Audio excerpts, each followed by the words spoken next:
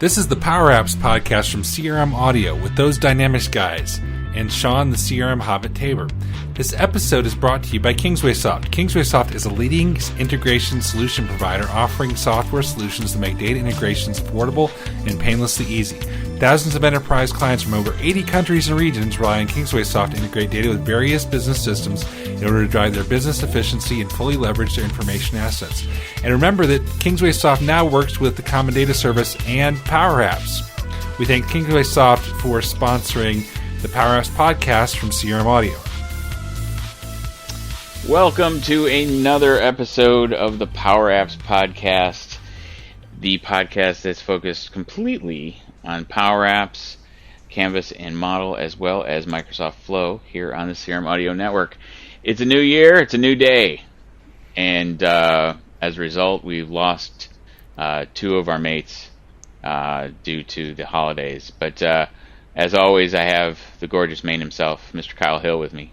How you doing, Kyle? Hey, Shawn, great to be back. And yeah, nice to be back. I heard you guys ran a little bit wild in the last podcast with Eliza. Well, you know, I can only be the adult for so long, and then I lose the tenable hold, and it gets unruly. But you know, we've gotten some good feedback as a result of that podcast. It was very, very conversational, as we're apt to do. But we got some feedback that let's get a little more right into the meat of it. So, you know, we're going to try to do that on the go forward, I think. Just lots of knowledge today and light on the banter. Yes, we're going to beat you mercilessly with knowledge and no joy. No joy on this podcast. Well, it's a good thing everyone's had a nice long holiday break and should be sort of recharged and good to go for the new year. Exactly. And I don't know about you, but one of my New Year's resolutions is to get much more proficient, especially in Flow, but also with the model and Canvas-driven apps. So I think we have a lot of good content to help others in that kind of situation to get that knowledge as well. Yeah, absolutely. And you know, as we know, the platform and all the capabilities are evolving so quickly. You know, it almost feels like there's a weekly release schedule. Well, there is actually, and all of these new features and functions keep rolling out. I know I took some time off as well, and you come back and you suddenly see this whole vast array of new things that are available to you, and it's a bit daunting, if I'm honest. Yeah. One of the biggest things that happened was right before I went on holiday. In the U.S., we did not have the new WYSIWYG model-driven form editor. It was you had to go spin up a trial environment, and you had to do it in a geo other than the U.S. which was weird. Yeah, and you know that's a where little things usually roll out first. You know, yeah, you know I felt bad feeling that way, but you know, saying you know, it should be in America first, but you know, clearly there's more people in the world than just America. But yeah, it was so when I went on break, that wasn't yet in preview. Now it's in public preview in the U.S., but I believe it's in production everywhere else, right? Yeah, so I mean, it's quite an interesting point you bring up there, because all of the geos do operate separately. When these new versions and new capabilities get released, it doesn't just get released globally. Obviously, they want to try and start it off in the smaller geos just in case anything does go wrong, and then they can obviously fix it before it hits the mainstream. So there's actually a really nice resource that I've come across. They publish it on the PowerApps site, and I think we can include the link in the show notes, yeah, just absolutely. to give you an idea of sort of what versions are available in your region. You know, and just because you're in the US doesn't mean you can't have an instance in, you know, Europe or elsewhere, but sometimes the features do vary. So I'm not sure if you've come across this. I've only just saw it, so tell the folks a little more about it, how they can find it. Yeah, so basically we'll include the link in the show notes, like I said, but it basically gives you three main version numbers across your geo. First one is for your common data service, so what actual version is available. you'll see that these new features are released, but your common data service may not be up to spec. Mm-hmm. The other thing is pretty much your sort of PowerApps Studio and your PowerApps Mobile. So that's the more thick client, if you will, for designing your PowerApps. That's got a version number as well, and then your normal sort of web.powerapps.com has got a version as well. And what's quite nice is the site actually lists out what the current versions are for each geo, and then they hyperlink so that you can actually click through and see what was released with that actual version. Helps you give a bit of planning to that. As an example, the latest CDS versions are busy rolling out worldwide at the moment. So there's going to be a whole lot of new features, and I think we'll discuss a couple of them today that have been announced but aren't yet in some of the geos. Right, and again, it's just very, for an American, it is very striking to see something not available to me. Well, I feel very self-conscious about that. I don't know why I'm so conflicted. It's a nice change for the rest of the world to come first. Yeah, maybe that's bad. Wow, I'm starting to feel a little guilty. Okay, moving on. I think it's because you don't interact with TDG enough, and that's where all the PowerApps stuff is going. Exactly. Selfless punt there. I need to step up my game there in the TDG. And you can also see the same kind of information regarding Flow as well. So correct, I know on the site on the left hand side there's a toggle where you could look just at PowerApps, or you could look at Flow as well, and it gives you information about the Flow portal, and again you can hyperlink in to and see all the different bits and pieces that are available in those versions. So that's really cool. This is nice because I remember back in the day, and I'm sure you remember as well, when you were dealing with CRM 4 on premise, and you never knew really what version number you were on. Too young, thank God. Yeah, I mean, it was like you had the database, you had the org, you had the the update rollups. Yeah. So it's nice that they're giving this to you. The same with 2011. 2011, and if you had a number of different servers all running different versions, and nightmare, absolute nightmare. Yes. So let's talk about some of the new features that are coming out with the update. Well, that's out around the world now. First being there's a new WYSIWYG form editor for model-driven apps, and when I say that, I want to put it in the proper context. In PowerApps terms, you can build a model-driven app with this new WYSIWYG form editor. But what this also is going to mean is, as you have in-flight Dynamics 365 customer engagement implementations, you can also use this same form editor to update those forms within that environment, correct? Yeah, so UCI forms though, so let's just caveat that. So exactly, we do want to make sure that everyone's on their latest version and using UCI things. But WYSIWYG, what you see is what you get. I think it is it's a massive leap forward, and obviously this is all aligning to the next release that we've got coming up, and having parity between the new maker sort of experience versus the old customization experience. And the WYSIWYG part of that for model driven is huge. You said you're on holiday, but I've had a little poke around and look at it, and it just is so easy to interact with, and it removes so many clicks. The old customization experience, you'd have to double click this and then properties of that and add this in and then change that and then 6 OK buttons and then you're back to the base form. Right.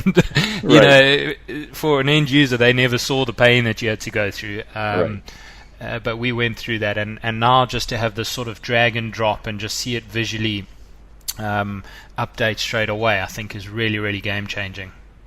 Well, and also the one thing I really liked about it was the parts that I did get to see is two things really stood out to me. One is the new tree view. It makes it so much cleaner to really understand where everything is in relation, as opposed to the navigation kind of sidebar that you had on the old form editor experience, which is still there. Can I just explain that a little bit? Yeah, please. The tree view, just in terms of structuring the form, just gives you a much nicer view in terms of seeing your tabs and your sections and what forms are on there, so you can sort of expand and collapse them. And I think that's what you're referring to. Yes, absolutely. And the other piece is, when in the old form editor, you could see what it looked like on a tablet or on a phone, right? But you had to, get everything where it needed to be, and then you go up to the toolbar and click on the button for one of those, I'm doing air quotes, experiences, and it would pop. Sometimes it would pop open, sometimes it wouldn't pop open, but you could kind of get an idea. With this, it's responsive right away, exactly. Right? So makes it much easier. You're saving a lot of time by being able to see that much faster. And I think my two big ones, which you've neatly skipped over, the first one is search for entity fields. So, some of these big entities where you've got, up to 100, maybe more fields, and you want to quickly find the one you want, being able to search, that's been around in Canvas for a while. We've now got a model, which is really, really helping you be more efficient. And what was the other one I was going to think about? You did mention the form factors. I'll have to come back to it. Oh, save and publish in a single button click. That was it. Probably I nearly fell out my chair when I saw this one. So yes, that is outstanding. Combining those buttons, because it is the most common thing. Yes, there's a reason why you wouldn't necessarily want to save and publish at the same time, but for most of us, that is the route that we take. So really excited about that little gem that's been included. Yeah, and they have some really great documentation. So if you want like step-by-step instructions and we're going to include a link in the show notes, but there's some really great documentation. And what I'm seeing, there was a refresh of the whole learning materials on Microsoft Learn and on Docs. So we'll go into some of the learning resources in towards the end of the pod, but there's a lot more and better documentation that's coming out as these new features are rolling, which is really great to see. Well, I think you can see that in the sort of, even on the update cadence of the page we mentioned previously. When you click through, all the notes are there, what's been released, what bug fixes were released, etc. So I know there's been a big commitment to having these release notes more up to date and more readily available, so people know what's going on. And we're just seeing that filter through to the Learn site, to the Doc sites, etc.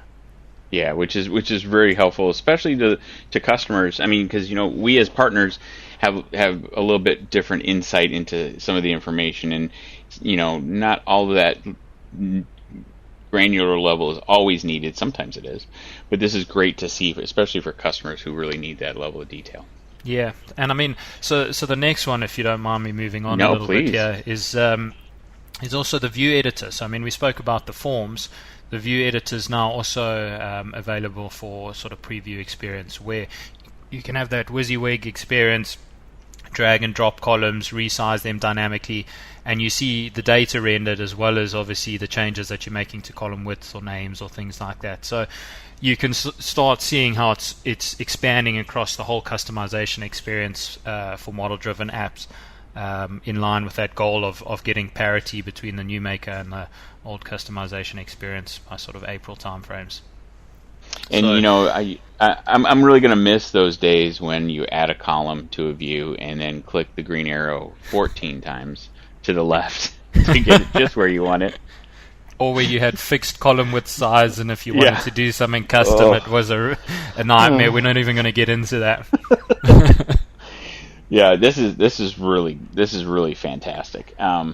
It's amazing just knowing what they're doing, and this all started with Canvas, bringing some of that cool functionality into the model-driven space, and it's opening up more and more of that PowerApps admin portal for customization and configuration of customer engagement implementations outside of that standard solution space. But you're going to start to see those things merge together, and that's obviously the path they're going, and it's going to make it for a much richer, much more productive experience, I think.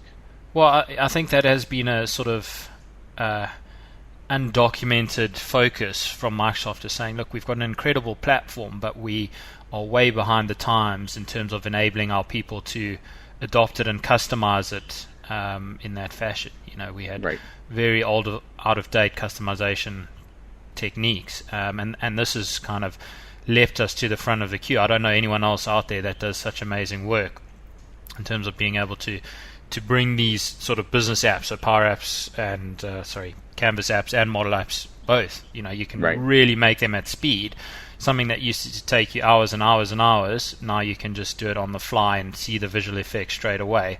I'm really excited for what that's going to mean, because more time focusing on getting the right solution and less time on actually putting it into practice. Right. I mean, the time, it's not a small thing to mention the time you're saving by, one, the save and publish button alone, two, having the real-time visualizations to the changes, before you have to publish, before you have to, before it was you have to save it. Number of clicks, yeah. Yeah, I mean, you're reducing the number of clicks by probably about a factor of 5, 6 at least. Yeah, at least, yeah. So this is really, really great, and this is available both in Model and in Canvas, correct? Yeah. Yeah. So this is great. This is very cool. Yeah, and so I mean, one other thing that's in progress at the moment is most of these customizations on the model side are still going to be done in the default solution. So just bear that in mind when you are making those sort of changes. Obviously, there's a lot of work that's going into the ALM sort of application lifecycle management capabilities of the platform, but being a brand new experience for model-driven apps, it's baby steps and crawl before you can run type of thing. So anyone that is making those changes and wondering where they're going, it's probably in the default solution. Right. So what, for people like myself who even hearing the term default solution makes me cringe. Default CDS solution, let me say that rather. It's I get a little sweat on the back of my neck. But yeah, I mean, it's true. So you have to take that into account, and you can still move it into this quote unquote. I'm doing a lot of air quotes, and this is an audio podcast, and no one can see it. But standard solution by once it's in the default, if you have those elements in a normal solution or a standard solution, they'll move over as well. So yeah. So you can obviously do it post the fact, but that's just a bit more clicks. And one of the most exciting things that I see in the release coming up as well is being able to embed Canvas apps into model apps directly now. So it used to be a scenario of hacking it around a little bit and including an HTML web link basically to your Canvas app. We now see that through the customization experience on the model-driven apps, you can actually add a Canvas app directly from that portal.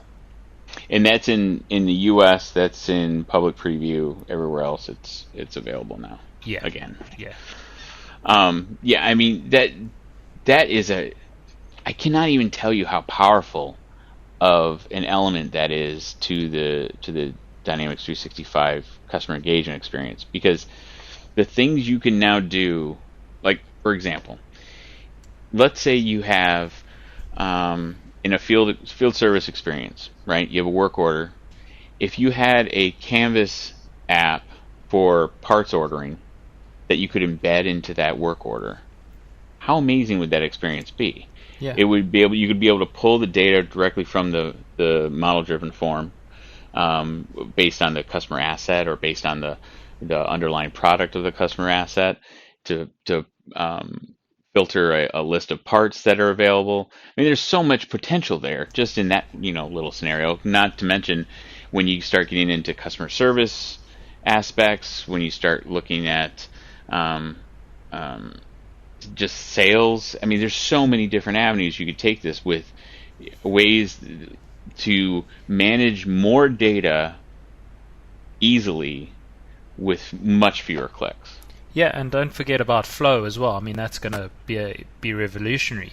You've now got a great interface sitting on your model form, and you're reusing Canvas apps all over the place. And Flow can then go and connect to your back-end system, whatever it may be. If it's not F&O, it can be whatever. It could be an interface to a third-party stock or whatever, and you can go and execute that and get a response in real time. And these are not complex integrations that you have to go and build. The connectors are all there, and again, it's that experience, that customization experience that we've been given now, and thank goodness for that, because we really can adopt all of these scenarios really quickly. And I think something that we should put in our again, air quotes, the planner for the pod, is talking about these new experiences and how to manage with the CDS solutions and the normal customer engagement solutions, and what are some best practices that we found in that. I think that would be something really, really helpful and useful to the audience. So absolutely, and I think the other one, is around the solution checker, which would line up really nicely with that. So there obviously are some tools available out of the box, if you will, that will give you a smoke test sort of idea of have you done things correctly and by best practice, by Microsoft standards, and just give you that sort of validation that you are on the right track before reaching out to other mechanisms. Well, guess who just got some beefy assignments for the next podcast, given they're not Will and Chris, what else should we sign them up for? That's how this works. You stay home, you get the assignments. So that's a ton of stuff that's just come out, and especially if you're new to Power Apps, this could be a little bit overwhelming. Yeah. And if you're I don't want to say normal, because that's not the right term, but if you're a current consultant or architect on customer engagement implementations and haven't dabbled with Power Apps and the new features and functions, strongly encourage you to spin up a trial. Whether it's in now this public preview, you could spin up a trial and see this kind of functionality, play around with it, see what works, see what doesn't work, use some of your own current business objectives that you're dealing with on your implementations, and see how you can get these things to make that experience a little better. Just the embedded Canvas app alone, if you have an implementation, for example, that has dialogues, this is an excellent way to enable that capability via a Canvas app, and have a path to retire that dialogue process. Yeah, absolutely. And because of the pace of change, and keeping up with these things can be difficult, and Microsoft have realized and are obviously supporting the communities out there with a lot of learning material that's being made available. One of the ones I did the other day was through the Microsoft Learn site, and it teaches you about the Canvas apps and model apps and Flow, and it's got a nice structured sort of delivery mechanism, so that the content that you're using is actually relevant to being able to do these things. And even more so, you get a little trophy and badges each time you complete a course, so a little bit of gamification in there. Yeah. Nothing wrong with getting a little XP for your learning objectives, that's for sure. Yeah, and it's one of those things where it does show commitment from your side, and that commitment can be used to further your career or things like that. So even though it may seem a bit daunting and there's a lot going on, there are these mechanisms that you can go to. I mean, have you done the challenges yet, Shawn? Let me call you out here. I started one, but I'll be truthful. I started one, but did not finish it. So but you haven't got a trophy on your mantelpiece? Power Apps? No, I don't. I don't have a Power Apps trophy. But I have went through the app in the day content, and they've ported that very successfully, I think, into the website, to where now with the learning paths for Canvas and model-driven apps, those experiences are now gamified and fun. So I will finish it, but they have the thing that I really liked about the way that they handled the learning resources on the Power Apps site is they've taken a tack that they're now moving towards it with the certifications as well, and it's more role based, right? So if you're completely brand new, have no idea what the hell we're talking about, there's a section that gives you content for that, right? I'm new, help me get started. There's an overview. There's the Canvas apps on Microsoft Learn, model-driven apps on Microsoft Learn, for Flow on Microsoft Learn, and it even gives you how much time you're going to need to invest in them. So, for example, the Microsoft Flow automated business process using Microsoft Flow, 1 hour and 8 minutes. Yeah. And if you have a little more knowledge, it's probably going to be a little faster, but it gives you that time commitment that you're looking at there. And then if you have some experience, then there's some more advanced topics, like you could look at some of the presentations from the Ignite conference. You could look at some how-to videos. You can get additional labs. And then if you're an enterprise admin, it gives you different scenarios. And then there's a great section, which I think is very useful, of show me real world user stories, right? They've packaged those nicely with context for Power Apps and Microsoft Flow, so that you can really see what customers are doing right now actively with the product. And then lastly, there's sections for SharePoint, Access Web Apps, if you're a developer, and then they have a whole section for labs, courses and books, best practices, common use cases. Really, really nicely organized, and a huge amount of content. So if you have taken the New Year's resolution to be more proficient with Power Apps and Flow, Microsoft's got you a good head start on all the resources, not to mention everybody else in the community that we've already been talking about, with Brian Dang and Eliza and everybody else.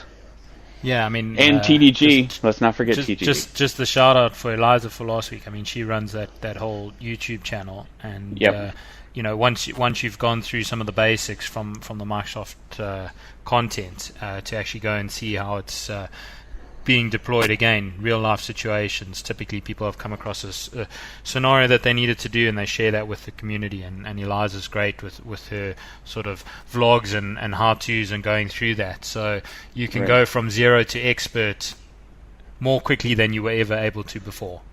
And let's give a shout-out to those Dynamics guys with your Power Apps that you already have uploaded there. There's a lot of content right there on that site that you could look at. There's a lot of games. There's a lot of resources there that you can help get involved. And don't be afraid, if you're learning, to reach out to the community and reach out to folks like Eliza, like us, and you'll be surprised how I dare say excited people like us are to answer your questions. You may not realize it, but we're like, ooh, hey, here's a beefy one. Let me answer that one. So there's a lot of good resources, a lot of good content to I think kick off a very productive Power App year for 2019. Absolutely. It's going to be a busy year, and I'm excited for all the platforms going to bring. We speak a lot about Power Apps, but Flow is another one, and Power BI, all part of the Power Platform. I think we're going to see some amazing things in the next couple of months. Absolutely. And hopefully next podcast we'll talk a little more about best practices. We'll talk about these new experiences and how to incorporate them into your current current life. And also, I want to give a shout out on the CRM Audio website, crm.audio. It's been revamped.